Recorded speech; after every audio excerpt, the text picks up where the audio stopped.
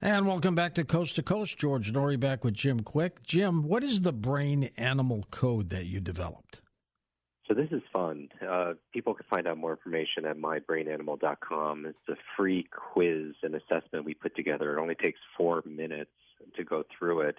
But I realized that after 3 decades of being a brain coach, helping people learn faster, improve their memory, focus, speed reading, that everyone's brain is a little bit different, and everyone has a preferred way of learning and thinking. And we put it into 4 different buckets. And the code, CODE, is a kind of short form for the C stands for cheetah.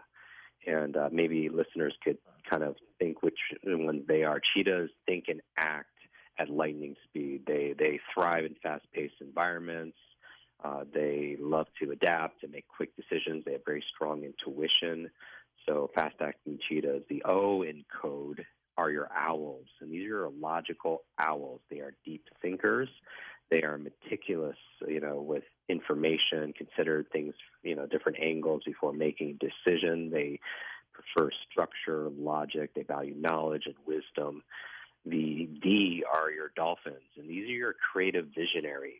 They often see the bigger picture or a future that other people can't yet grasp. They have great pattern recognition. Their creativity allows them to come up with solutions that are outside of the box.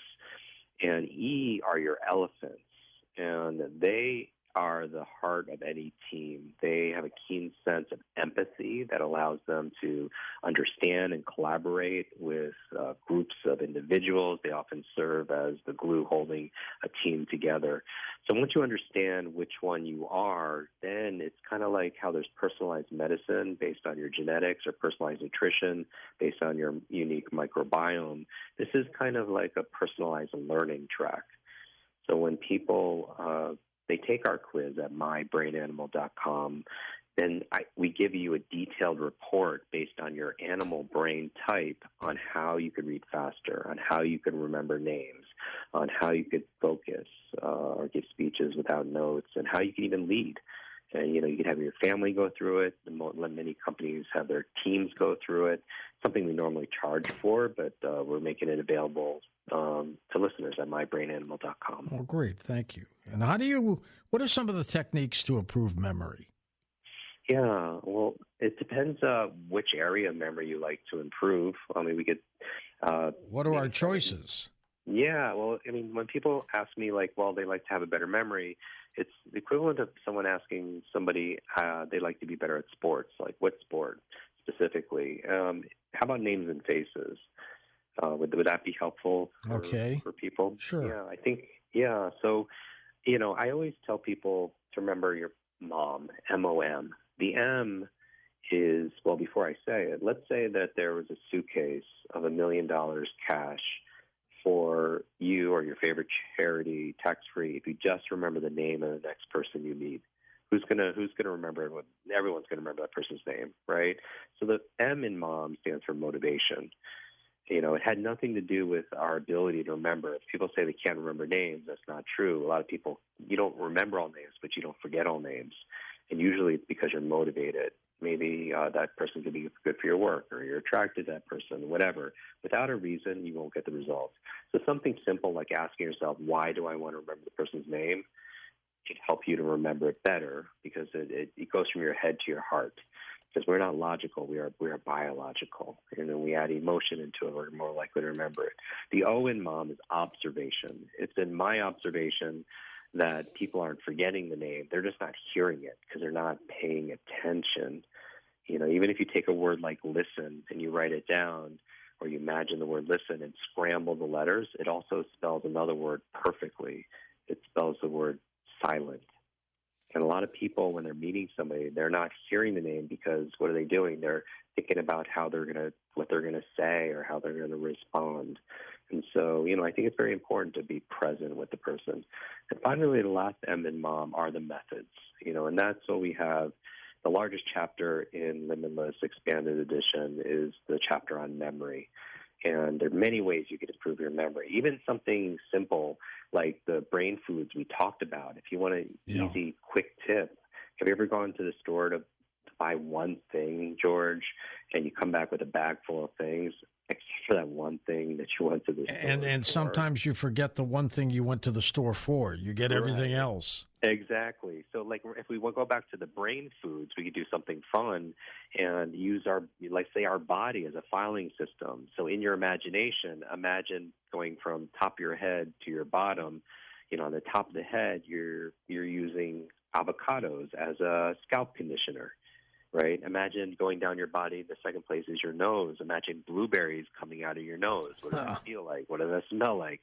Imagine your mouth is the third place, and you have a big bundle of broccoli stuck in your teeth, right? What does that taste like? Using your senses. If you go to your ears, imagine you're cleaning them with olive oil, right? Because that was one of the brain foods. Imagine instead of an Adam's apple, you have a hard-boiled egg, because the choline in eggs is very good for brain health. Imagine, you have that. So that's a simple little way of using a place that you're familiar with. You could also use your kitchen and go clockwise. You could say, okay, the first place is my microwave, the second place is the stovetop, third is the refrigerator, then you have the dishwasher, then you have the sink. And let's say you want to give a speech, but you don't want to use a teleprompter, and you wanted to talk about, let's say, the 5 keys to a better brain. And maybe the first one is those brain foods. So put all those brain foods in the microwave, right? Maybe the second key to a better brain is killing ants. Killing ants is actually good for your brain. And ants stand for automatic negative thoughts, right? But imagine you have the ants on the stovetop. That reminds you of your second point to your conversation or to your presentation. Maybe the third place is your refrigerator, and you want to remember the power of exercise for your brain.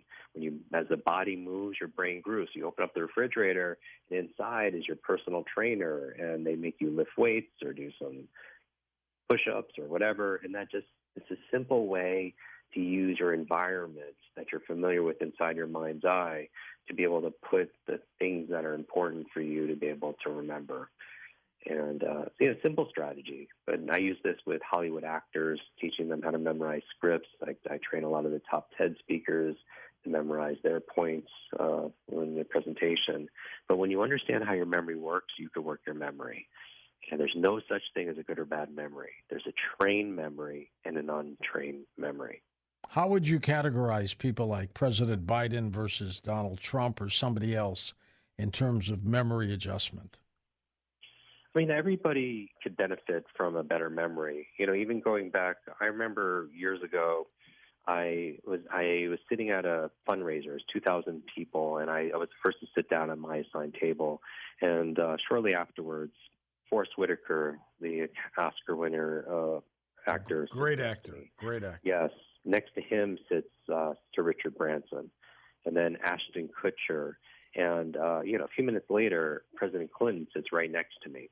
Huh. And it's interesting because we had met a few years earlier and had a brief conversation. But when he sat down, he called me by name, acknowledged me by name. And I was like, wow. And then I was like, okay, he obviously knew who's sitting at his table. And then he picks up a conversation that we started a few years earlier. And nobody fed him that information. And nobody other than him knew it, probably. Right, exactly. And so I was amazed, and I said, I was telling him, I'm the memory coach, and I'm fascinated. How did you remember? How you have such an incredible memory?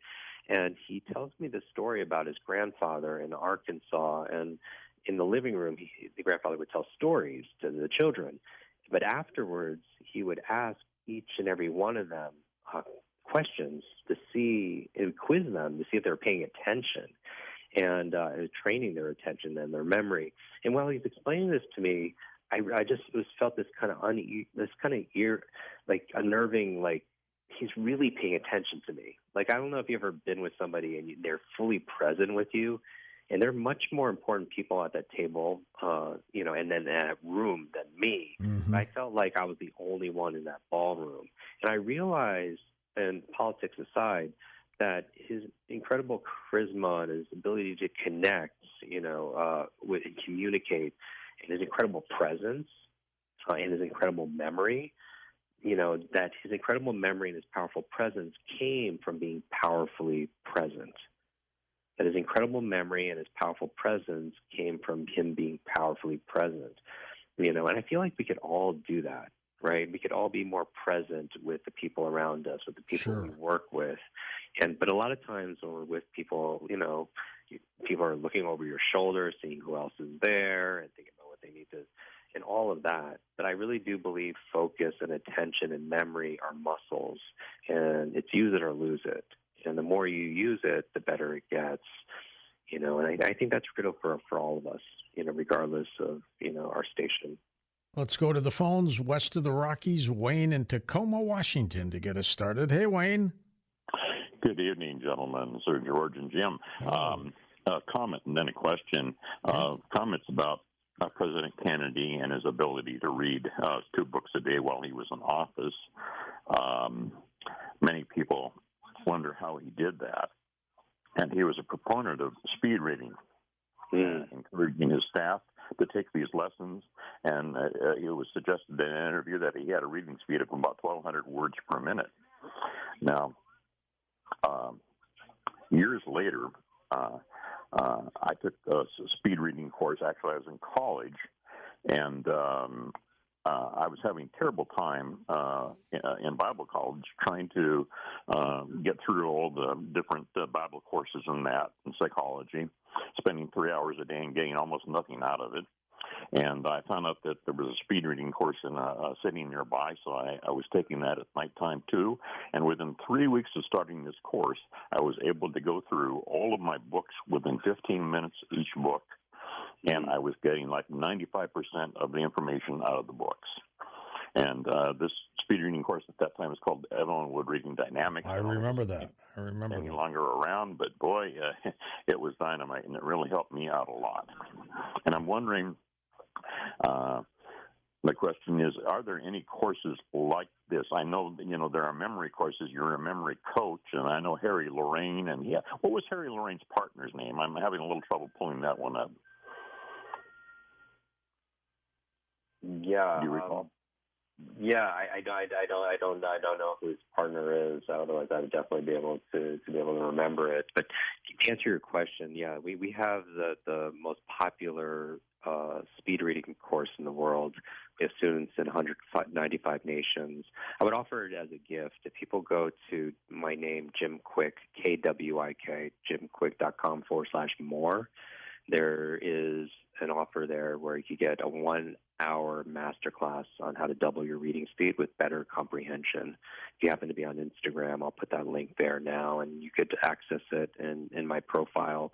But President Kennedy, it's interesting. It is true. He brought trainers into the White House to train some of his leadership, and this is why he was so effective, because a lot of speed reading programs out there are more skipping words and scanning and getting the gist of what you read. Now, we work with a lot of doctors, and you don't want your doctor just to get the gist of what they read, right? You want them to understand it. Yeah. But he was also on record as having one of the fastest speeches in American history, and let's say it was about 300 words per minute. But if he could read at 1,200 words a minute but speak at 300 words a minute, there are 900 words per minute he's not pronouncing.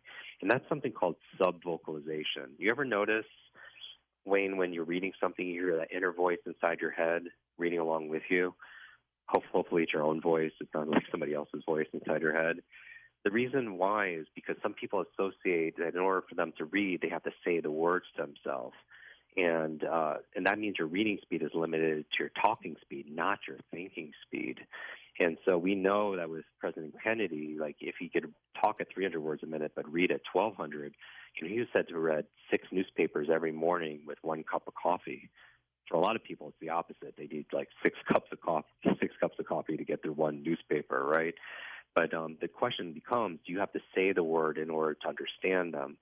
And the truth is you don't. Like, you don't have to say the word computer in order to understand it, because the 95% of words are sight words. You know them by sight, so you don't have to pronounce them by sound. It's like seeing a stop sign. You don't say to yourself, stop, every single time you're driving, but you comprehend exactly what it means. So most words are sight words. You don't have to pronounce it. So the key to effective reading, one of them is reducing that subvocalization. And so that gift at jimkwik.com, kwik.com/more. You could bring a book online. It's self-paced, and most people will double their reading speed with better comprehension. With speed reading, Jim, do you skip things over, or are you still looking at everything? Oh, yeah. I don't subscribe unless you're scanning, and that's the goal, and skimming.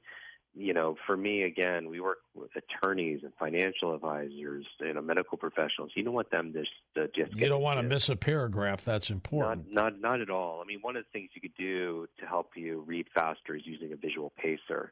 If you use your finger or a highlighter or a pen, and you just don't underline it, don't touch the screen or don't touch the book, just use it to go left and right, back and forth, your reading speed will jump 25 to 50%.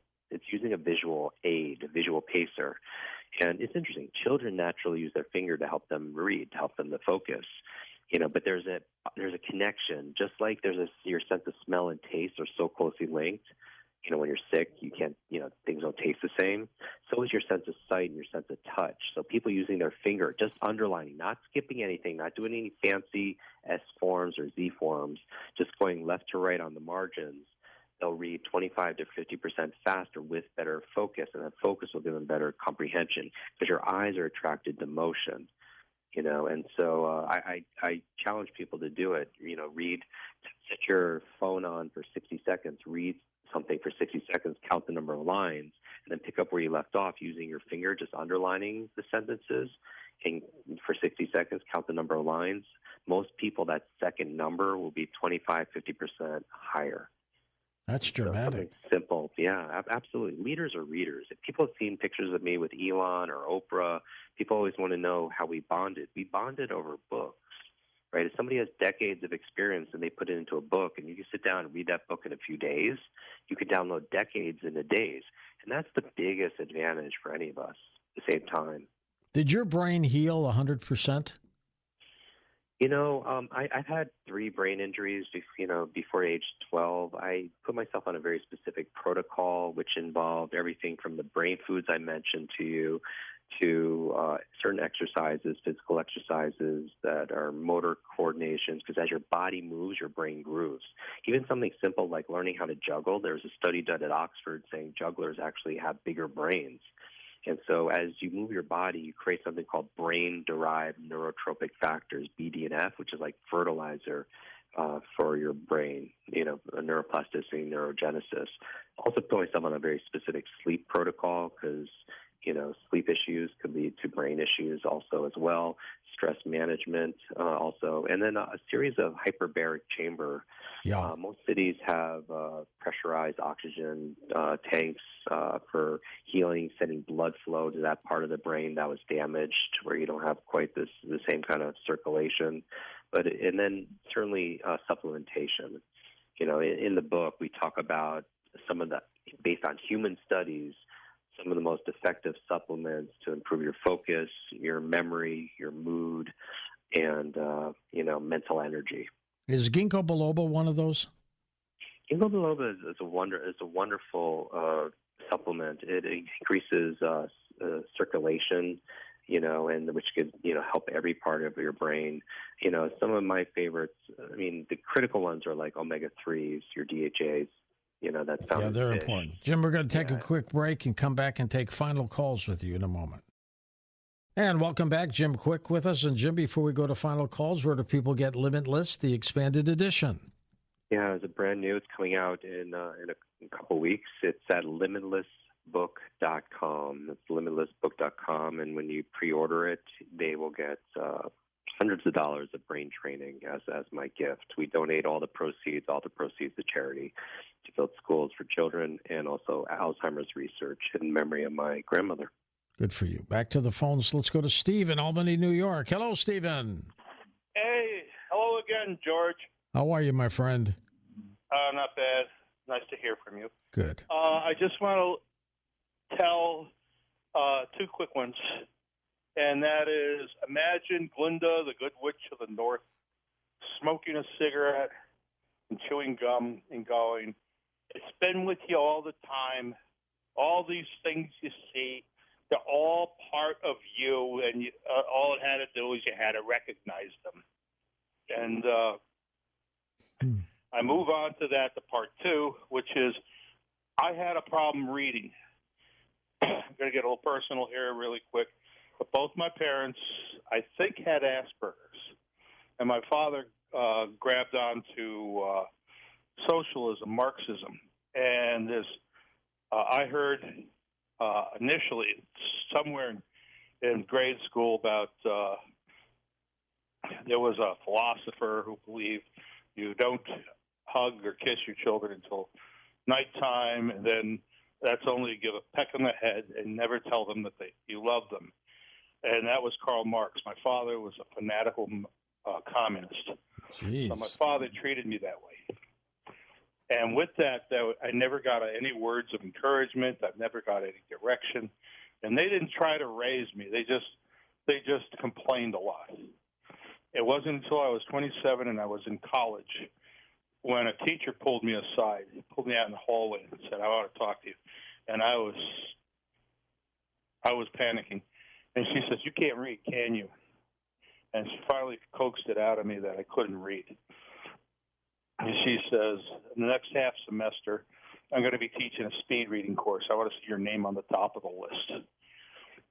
Within 3 months, I was up to 2,000 words a minute. Good for you.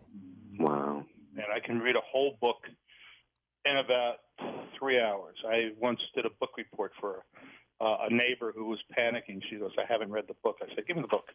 I gave her the book back. I gave her all the highlights, and I told her how to write the book report. She got an A+ on it. I love it. That teacher saved your life, Steve. Yes.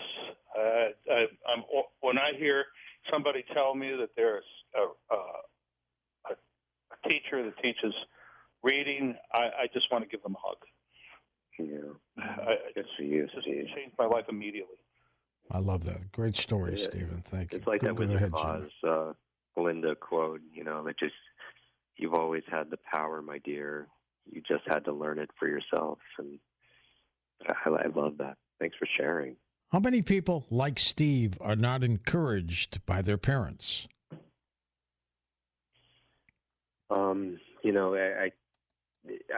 I can't even hazard a guess, but it's, even one would be, too many. And we all need people to encourage us, to challenge us, to be kind to us. And my recommendation is, if you don't have that person, is to be that person for somebody else, and especially be that person for yourself. I mean, part of self-care is not just eating the best brain foods and optimizing your sleep and, all the stuff that we have in this new book, but it's also falling in love with the person in the mirror who's looking back at you, who's been through so much but is still standing. And so, if someone's struggling right now, facing adversity, I'm telling you, whether the people around you acknowledge it or not, you inspire them with your grit and your grace. I believe the life we live are the lessons we teach. So well said. Ron in Michigan, welcome to the show. Go ahead, Ron. Hello, George and James. James, I can remember everything. I remember my mother dropping me as a baby. She had her hands full of groceries, and there was a walk up, one flight walk up, and the stairs were not padded wooden. And she said she dropped me, and I bounced like a rubber ball. And when I hit the bottom, I was silent. She ran down, and I said, "I was smiling at you, wasn't I, Mom?" And she says, "Yeah, how did you know?" And I said, "I remember." And, that sounds crazy, but I can remember so much. It's from my childhood, from almost everything. And, I'll talk to my brother, and he doesn't remember. I'll talk to my own son. I said, "Dan, do you remember going to the circus or going to the POWMI museum in Georgia?" And he said, "Dad, I don't remember, but I can remember everything." And all those foods, James, you mentioned, I remember I grew up eating all those foods. Avocado was added later, but also I've added blueberry powder recently, which I think has helped a great deal. But it's just beautiful to have a memory. But what's sad is you don't have anybody to tell it to. I'm almost 75 years old, and it's just stored up there, and it's most of it's beautiful. It's Twilight Zone stuff, but How can how can you remember so much at a young age like that, Jim? I'm even for me, I don't remember anything before age 4. Those are my earliest memories, and there are some rare individuals that have what they call a highly superior memory. And there's some famous people like Mary Lou Henner who could remember, like you give them a date, like you say September 21st, 1960 or whatever, 75. They could tell you what day it was of the week and what was in the headlines and the news, and it is rare. I mean, the thing about the human brain is, it is absolutely remarkable, and I continually fascinated by the stories that we hear, and I'm hoping more and more that science could kind of catch up, to what people are experiencing.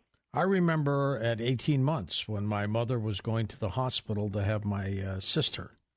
I remember what the coat she was wearing. I remember my uncle singing to me on the bed, kind of rocking it while she was going out the door with her father. They were living at that time with his mother in Detroit. And this was way, way back, but I remember explicitly her leaving. I told her she had a camel color coat on. I didn't even know what a camel color coat was at 18 months. But later on in life, when I remembered the episode, I remember the color.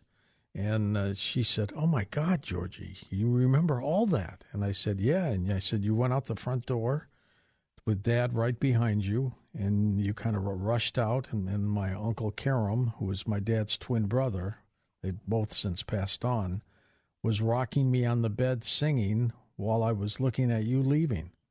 18 months old, but I don't remember much after that. That's a pretty remarkable story. Absolutely. Scott in Costa Mesa, California. Welcome, Scotty. Go ahead. Good evening, guys. I'm thinking my brain animal might be an owl and dolphins. Can they be more than just one? Yeah, absolutely. So when you go to mybrainanimal.com and take the 4-minute quiz, one could be your primary and the other one is your secondary. And it is. You find that it's kind of accurate in terms of what you see in yourself, parts of it. All right, Joe, Long Island, New York. Your turn, Joseph. Yeah, hi, Jim. You got a great speaking voice, Jim. I think you do your own audio books. But, I do. It's interesting. Mickey Mantle, whose birthday would be today, played in the same outfield as Joe DiMaggio. And I was thinking, how would they perform under such a spotlight at the time? But my question is, I was looking at this book, Stop Overreacting, Judy Siegel, and one of the things she was talking about is insert a mantra into a situation or just like a one-liner for yourself. And especially if you're getting a flood of negativity. And I was thinking, like, say someone's on a date and it doesn't go well, they could say, a lot of people have bad dates, or I still have a nice head of hair, I'm still a good listener. Like, just make up a mantra. And I think that relates to framing a little bit. Like, we tend to just grab on the first thought and put full validity on it, and that can be negative. I do have a second question, but what do you think of that, Jim? Yeah, I think a mantra could be very effective, Joseph. I think it helps you to reframe, as you mentioned, and look at things from a different perspective. Even changing the words. People say, like, I don't have a great memory, and you add a little word like yet at the end. I don't have a great memory yet. I'm not a great reader yet. Just opens up the possibility. But words have a lot of power, on our nervous system, for sure. Next question, Joe. Go ahead. Another thing from that book is it said it suggested incremental thinking, and with that, there's changing factors. She was saying, and I don't think I've done that too well. Like been in a job situation where the factors were changing negatively, and I never put that frame of incremental thinking where factors. What are the factors? and how are they changing, and how should I weight these factors? Yeah. Sorry, what was the question? Was it around incremental thinking? How do you deal with changing factors and name them as factors? Would that be helpful in thinking and framing? With external factors?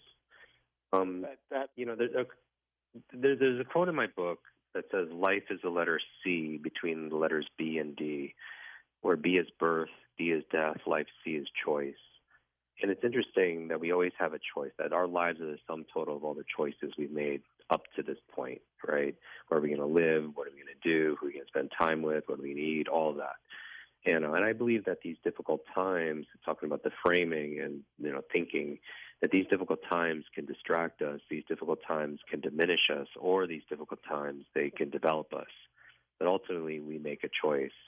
An interesting way of thinking, on this and with the mantra is that remember that you are a thermostat, you're not a thermometer.